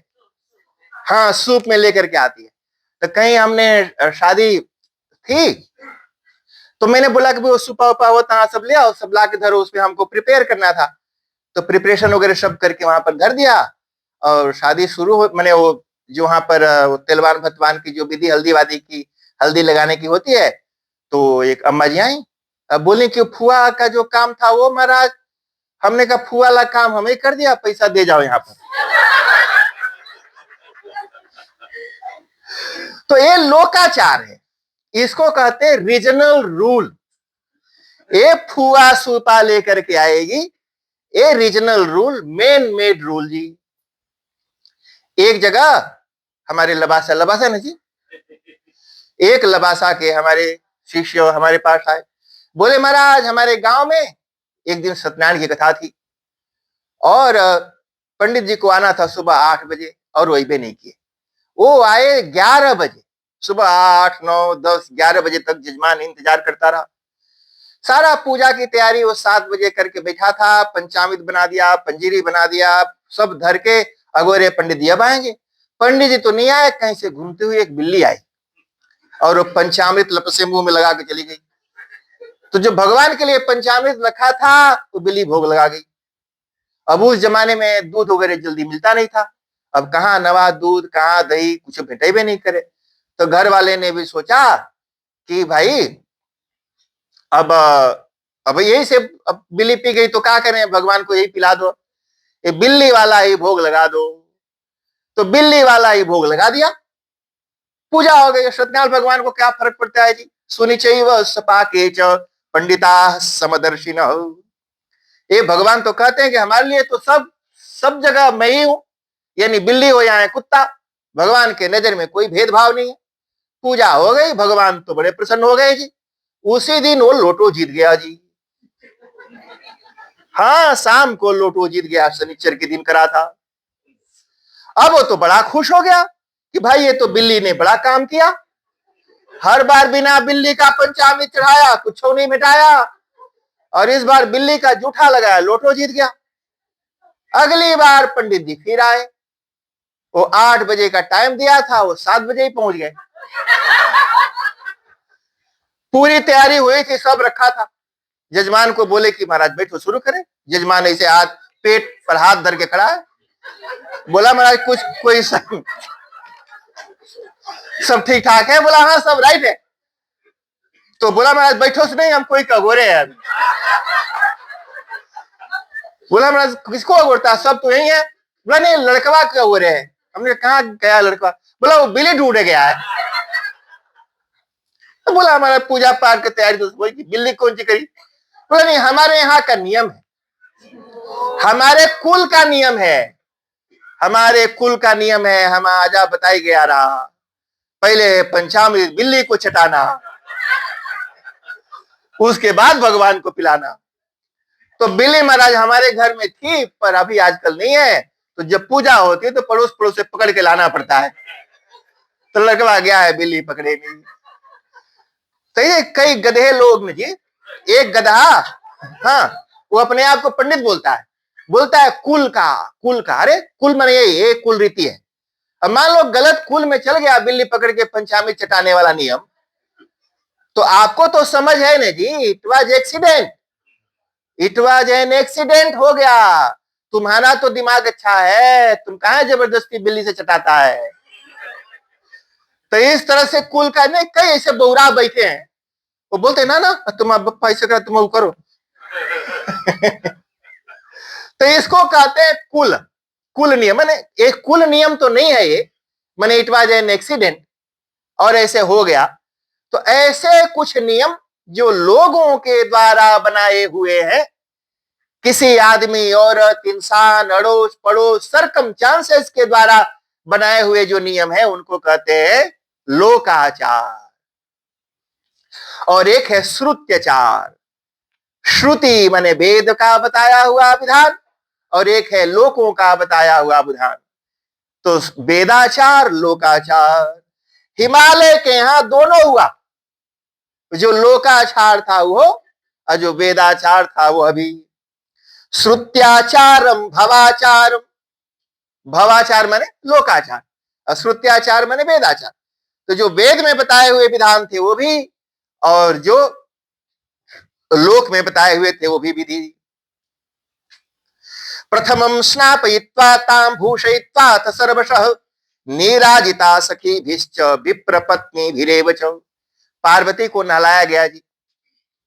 उस समय लड़के के घर से अभिमंत्रित करके अलग अलग नदी का जल मिलाकर घड़ा में पानी भर के लाया जाता था, और उस घड़ा के जल से कन्या स्नान, लड़की स्नान करती थी, और स्नान करके फिर वो शादी के लिए तैयार होकर मंडप में आती थी। ये बारात आने के बाद होता था। अब यहां पर कहीं तिलक चढ़ाना था जी, तो तिलक चढ़ाना था, तो लड़की के मैया ने फोन किया, बोले महाराज एक बोतल पानी भी मांगो, तिलक में भेजो। हमने कहा मेरे पीने के लिए, हम समय रखता है, जरूरत नहीं है। तो बोला नहीं, मांगो तिलक में एक बोतल पानी। हो जाए काय खाती। तो बोला कि लड़की नहाती, हम कहीं बोतल पानी से वो नाक धोएगी कि नहाएगी।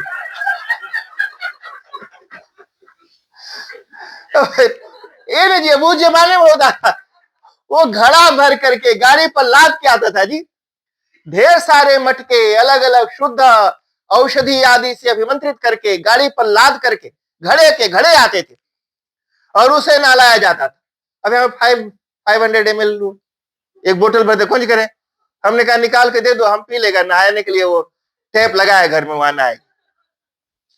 तो उस समय जी वो पानी भर के लाते थे, तो लाया गया था, और उससे बढ़िया से पार्वती जी को नहलाया गया। स्नापयित्वा, प्रथमम स्नापयित्वा ताम। भगवान शिव को तो नहलाए नहीं थे, सीधे मोर बांध दिया था। लेकिन यहां पर वो एक्सीडेंट नहीं हुआ, यहां पर पहले उनको नहलाया गया। प्रथमम स्नापयित्वा ताम भूषयित्वाथ सर्वशः। बढ़िया से उनको नहलाया, और फिर सुंदर सुंदर वस्त्र और आभूषण से उनको सजाया। सखियों ने और ब्राह्मणों की पत्नियों ने, जितने भी पुरोहित थे, जो उनके गुरु थे, पुरोहित थे, उन सभी की पत्नियों को बुलाया गया, क्योंकि उनके आशीर्वाद, ब्राह्मण लोग उधर पुरुष लोग रहते थे मंडप में, और ब्राह्मण पत्नियां रहती थी कन्या के साथ। वो भी मंत्र पढ़ते थे जी, उन लोगों की भी सब मंत्र आदि का ज्ञान होता था। निराजिता सखीभिश्च विप्रपत्नीभिरेव च।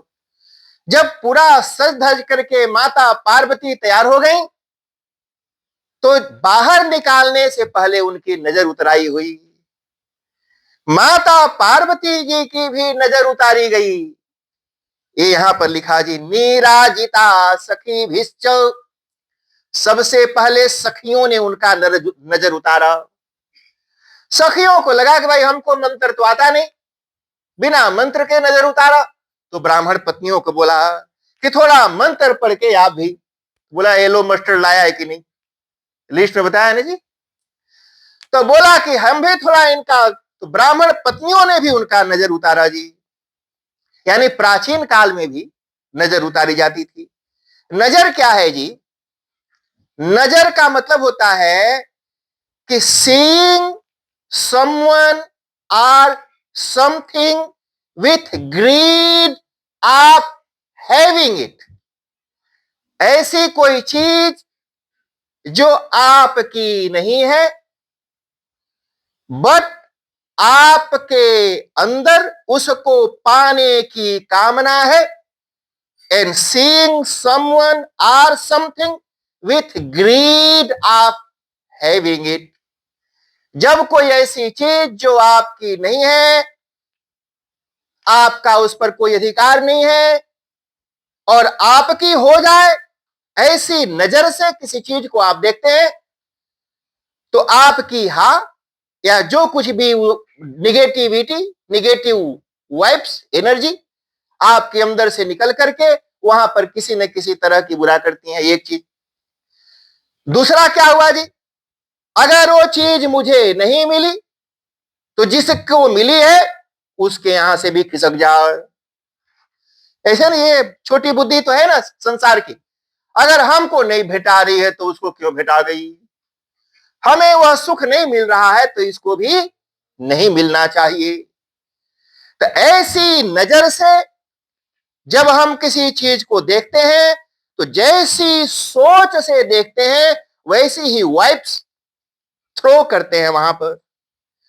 तो वो जो निगेटिव वाइब्स आते हैं उसको ब्लॉक करने के लिए जो मंत्र से अभिमंत्रण होता है उसको कहते हैं नजर उतारना। मतलब उसको प्रोटेक्ट करना कि जितनी भी नेगेटिविटी आएगी उसको एक इनविजिबल सर्कल वहां पर रहता है जो सारी नेगेटिविटी को वहीं ब्लॉक कर देता है।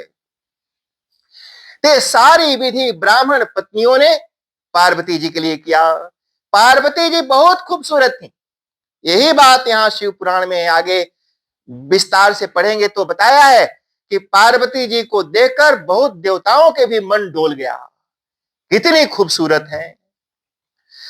तो नीराजिता सखिभिश्च विप्र पत्नीभिरेव च अहतांबर युग्मेन शोभिता वरवर्णिनी वीरराज महाशैल दुहिता शंकर प्रिया। ओ शैलाधिपति के दुहिता, ओ भगवान शिव की प्रिय, कंचुकी परमा दिव्या नाना रत्नान्विताद्भुता विधृता च तया दिव्या विलसत्यधिकम मुने। बड़ी सुंदर साड़ी पहनी जी। ऐसी साड़ी पहनी जो साड़ी रत्न जड़े हुए थे। मैंने साड़ी में धागा नहीं, थ्रेड नहीं, रत्न, रत्नों के जालियां लगी हुई थी पूरी साड़ी में जी। ऐसी साड़ी हमारे यहाँ बनारस में बनती है, बनारसी साड़ी। अब पता चला कि आपको 500,000 उसी में चला गया। रत्न में नहीं, जितने का घर है उतने की साड़ी आ गई। अब ये लो भाई, अब एक घर ओढ़ के घूम रहा है। तो बड़ा महंगा जी बनारसी साड़ी। कुछ ऐसे बनता है वो शो केस भी। अभी मैं कहीं न्यूज में पढ़ रहा था, कुछ इंडिया में बनारस के व्यापारियों ने एक साड़ी बनाई थी, इतनी महंगी। तो जैसा आप कहेंगे वैसा वो बना करके दे देती है। वहां बनती हैं साड़ियां, हाथ से बनाई जाती। सा बभार बिभ्रिता च सा बभार तदाहारम दिव्य रत्न। कहा कि बड़ा सुंदर जी, एक एक अंग के उनके आभूषण का वर्णन किया। अब वो सारा कुछ सुनाता रहूंगा तो बड़ा लंबा, बहुत बड़ा विस्तार है जी।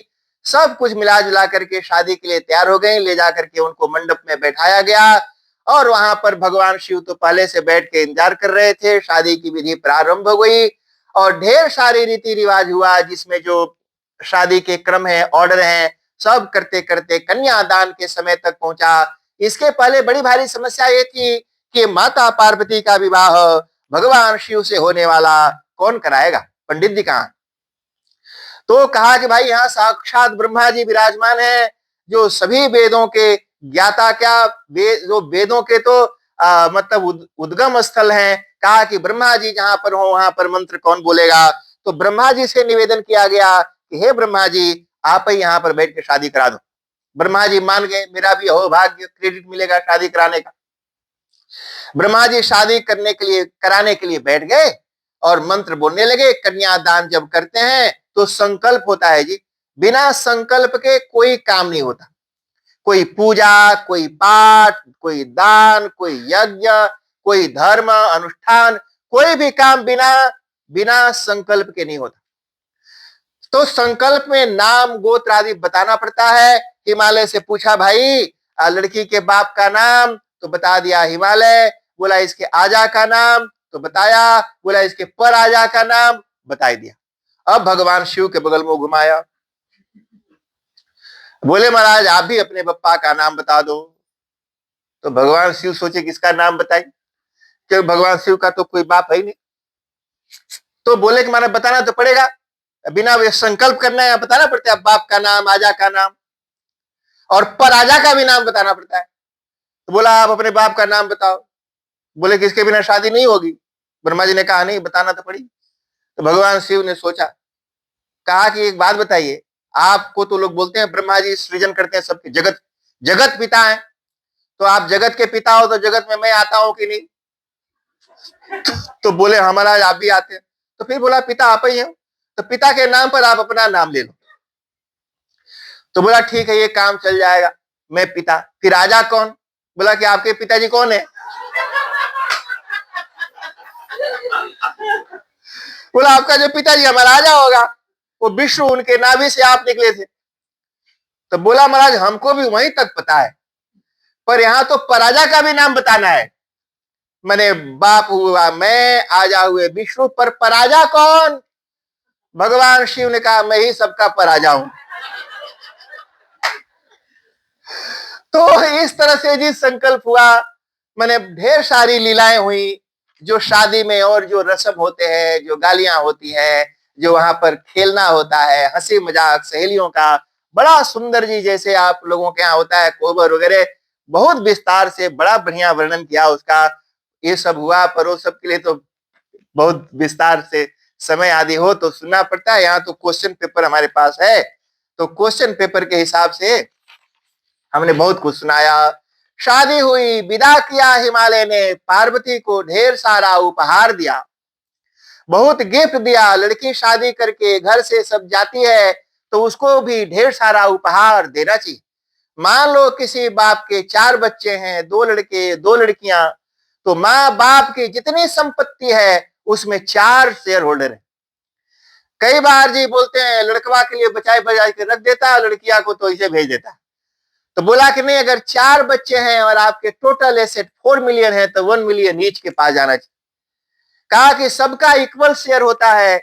तो जो शादी जब होती थी तो टोटल संपत्ति का में जो लड़की का जो शेयर होता था उसका 80%, मान लो अगर बाप का एसेट 4 मिलियन और लड़की का शेयर 1 मिलियन है तो 800,000 उसको उसी समय दहेज दे दिया जाता था। उसको कहते थे दहेज। उसमें उसकी पूरी गृहस्थी का सामान, अगर घर नहीं है तो घर भी बना के दे देते थे। और अगर आपके पास 4 घर हैं तो एक घर उसी समय दे दिया, बप्पा ने दे दिया, ये लो भाई रजिस्टर, कन्यादानेन सह गृहम तुभ्यम हम संप्रददे, कन्या के साथ एक घर भी दान करता है। तो ये दे दिया।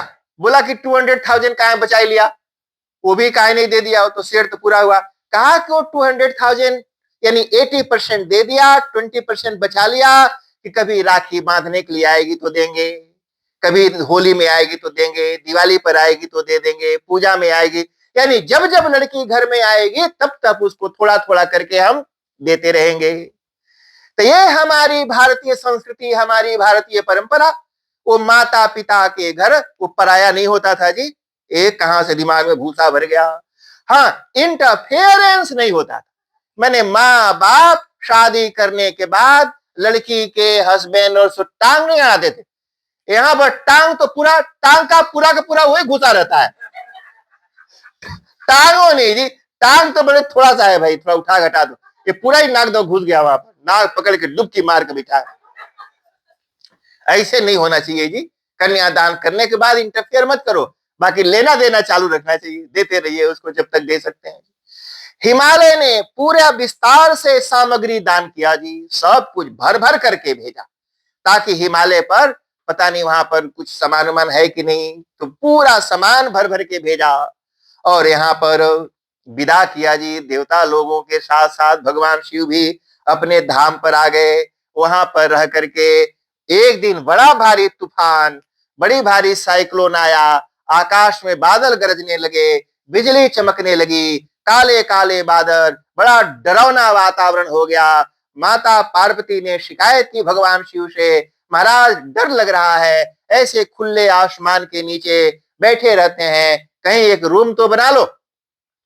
पार्वती जी के कहने पर भगवान शिव ने विश्वकर्मा जी को याद किया और वहां हिमालय के ऊपर कैलाश पर्वत के तलहटी में बड़ा सुंदर भवन का निर्माण किया।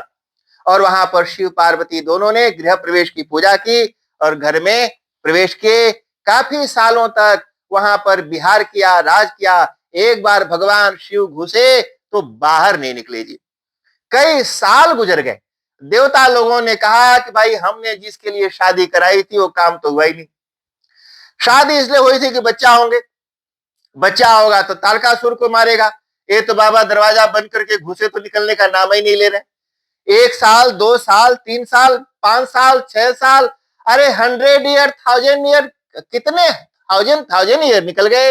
ये शिव और पार्वती दोनों अंदर से बाहर नहीं निकले जी। आज भी हमारे यहाँ भारत में कुछ ऐसे एरिया और इलाका है जी, जहां शादी होती है, शादी होने के बाद वो दुल्हा दुल्हन आते हैं तो बंद हो जाते हैं, तो फिर बंदे ही रहते हैं। जापान में शादी का एक तरीका है, एक काम शादी के पहले ही होता है। शादी के पहले ही लड़का लड़की दोनों को 1 वीक के लिए एक छोटे से अंधेरे कमरे में लॉक कर देते हैं और 2 लोगों के बीच में एक आदमी के खाने भर का खाना देते हैं। मतलब एक आदमी भरपेट जितना खा सकता हो उतना ही खाना देते हैं और बोलते हैं कि दोनों को इसी में काम चलाना है। माने एक आदमी के सरवाइव करने के रिसोर्सेज से 2 लोगों को सरवाइव करना है और ऐसे 1 वीक तक उसमें रखते हैं। अगर 1 हफ्ते तक वो दोनों मिलजुल करके बड़े प्यार से शेयर और केयर करते हुए रह गए, बिना लाल पीला नीला गीला हुए वहां से निकल गए, तो माँ बाप को लगता था कि हाँ दे कैन एडजस्ट, माने वो दोनों साथ में एडजस्ट करके रह सकते हैं। और कहीं बीचे में अगर भड़बड़ की आवाज आ गई तो दरवाजा खोल देते थे कि बस हो गया, अब आगे बढ़ने की जरूरत नहीं है, पता चल गया कि तुम लोग साथ नहीं रह सकते। तो पहले ही जी अलग अलग शादियों के प्रकार अलग अलग रीति रिवाज में कल्चर में बनाया गया। भगवान शिव बहुत सालों तक नहीं निकले, देवता लोगों को रहा नहीं गया, बोले महाराज लगता है भुलाए गए। देवता लोग सब भगवान शिव के दरवाजा पर खड़ा होकर दरवाजा पीटने लगे, जोर जोर से दरवाजा पीटने लगे, चिल्लाने लगे महादेव महादेव महादेव। बोले कि देखो शादी कराए और चैन से रहने भी नहीं देते हैं। कहा कि शादी तो कर ली, अब क्या महादेव महादेव महादेव चिल्लाने लगे। पार्वती जी को भी बड़ा गुस्सा आया, कहा कि शादी करके आए इतने विचरण के बाद कि पति हमारे साथ रहेगा, ये महादेव महादेव करके चिल्ला रहे हैं दरवाजे पर। बड़ा भगवान शिव ने कहा पार्वती को, बने बिल्कुल ये पति पत्नी आपस में इन लोगों का जो पति पत्नी के बीच में जो संबंध है वहां पर चल रहा था। बड़े उतावले होकर के भगवान शिव बाहर निकले देवताओं को पूछने के लिए कि क्या हुआ। उधर से पार्वती जी भी निकली पीछे पीछे कि भगवान मत जाओ, ये देवता लोग बड़े स्वार्थी हैं। भगवान बाहर निकल के आए, देवताओं को देखा, वहां पर उनका वज्रपात हुआ, वहां से उसको लेकर के धरती जलने लगी, अग्नि देवता ने लिया, समुद्र में गिराया, समुद्र में ज्वाला धधकने लगा, उससे भगवान कार्तिक की उत्पत्ति हुई। भगवान कार्तिक सिर्फ और सिर्फ भगवान शिव के ही पुत्र है, पार्वती जी में उनका कोई अंश नहीं, क्योंकि वो मां के गर्भ से उत्पन्न नहीं हुए, सीधे साक्षात भगवान शिव के तेज से ही उत्पन्न हुए पुत्र हैं। काफी समय के बाद नारद जी के माध्यम से भगवान कार्तिक सड़मुख होकर के सदानंद भगवान शिव के पास आए। सभी देवताओं के साथ मिलकर के देवताओं ने उनको अपना सेनापति बताया और सेनापति बना करके तारकासुर से युद्ध करने के लिए गए। और बड़ा भयानक युद्ध का वर्णन है जी, बड़े विस्तार से। और भगवान कार्तिक ने तारकासुर का वध कर दिया। जय बोलो कार्तिक भगवान की। उसके बाद से गणेश जी का जी, कार्तिक भगवान बड़े हैं और गणेश जी छोटे हैं। कार्तिक भगवान से उतना प्रेम नहीं था माता जी को, क्योंकि उनका लगा कि हमारा नहीं है, और उनको गुस्सा आया कि देखो पुत्र होने की कामना से पति के साथ में थी और देवता लोगों ने ऐसे धोखा कर दिया। तो ऐसी कथा है कि उन्होंने देवताओं को श्राप दिया कि मुझे मां बनने का सुख नहीं मिला, मां बनने के सुख से तुम लोगों ने वंचित कर दिया, इसलिए तुम लोगों को भी ऐसे पुत्र और संतान प्राप्ति का सुख कभी नहीं मिलेगा। ये देवताओं को उन्होंने श्राप दिया जी।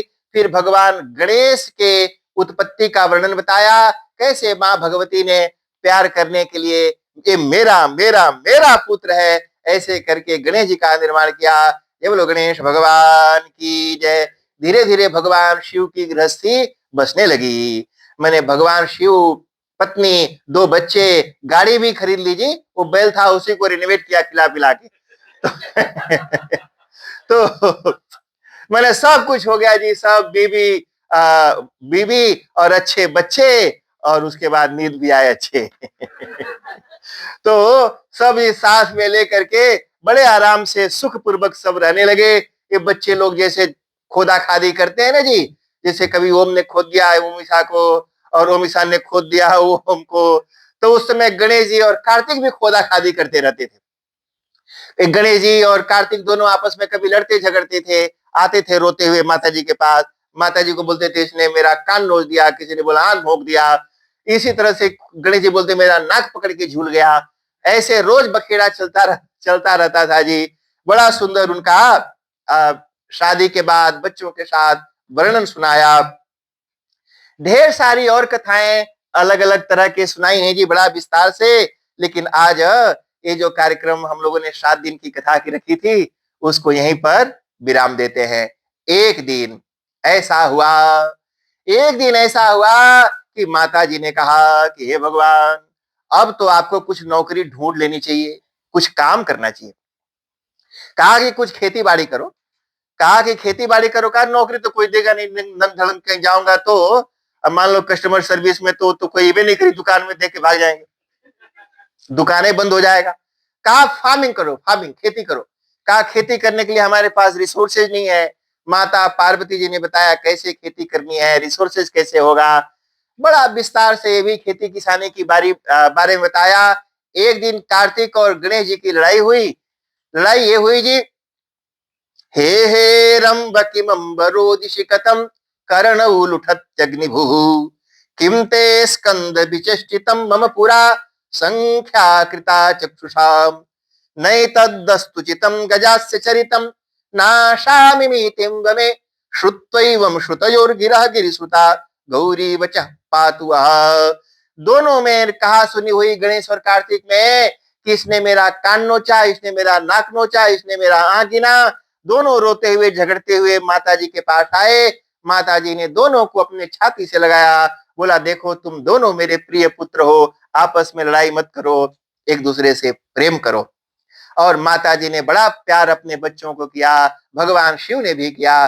जैसे शिव और पार्वती अपने बच्चों से प्रेम करते हैं, वैसे ही आप सबसे करें। मैं भगवान से ऐसी प्रार्थना करता हूँ।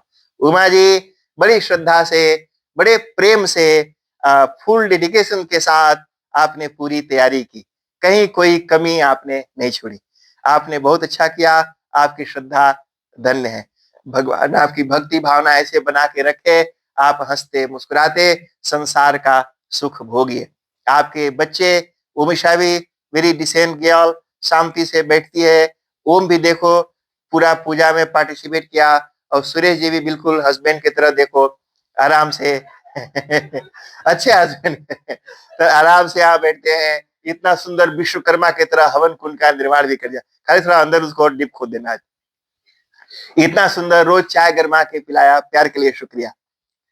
और बाकी जितने भी लोग आए जी, हमारे आदरणीय सुजेंद्र शर्मा जी, आदरणीय अंबिका जी आज नहीं है, बेचारे कहीं व्यस्त हैं, नहीं आ पाए।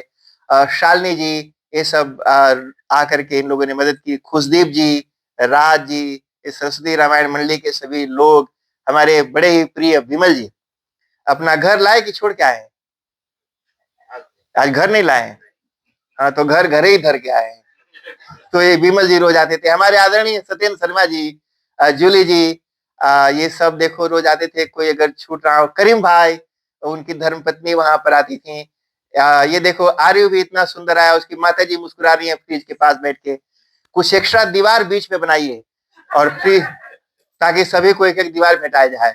अन्या भी आई बेचारी देखो रोज, और अविनेश जी रोज आए। उमा जी की बहन भी, नहीं भाई, और भाई की पत्नी भी यहाँ पर एक दो दिन आए। आज भी कोई उनकी दोस्त यहाँ पर पधारी हुई, एक दिन पूजा में भी आए थे। सुनीता जी भी देखो रोज मुस्कुराती हुई आती हैं, और रेशमा जी भी आती हैं, रेणु जी भी आती हैं। सभी लोग, जितने भी लोग आप आए जी, भगवान आप सबको स्वस्थ और प्रसन्न रखें। नवीन जी, उनका भी स्वागत है। देखो एमन ने उनको ढांक लिया, दिखाए नहीं। तो तो सभी लोग हंसते मुस्कुराते स्वस्थ और प्रसन्न रहिए। आप सबके लिए मैं भगवान से प्रार्थना करता हूँ। कल सुबह यहाँ पर चंडी यज्ञ होगा जी, तो अगर उसमें भी आप कहीं बहुत बिजी नहीं है तो आइए। संडे को रुद्र यज्ञ होगा, उसमें भी आप आइए, बैठ करके दर्शन कीजिए, भाग लीजिए। उसका भी बहुत फल होता है। आप सब खड़े हो जाइए, हम भगवान की आरती करते हैं, और आरती के बाद आगे की जो विधि है उसको करेंगे।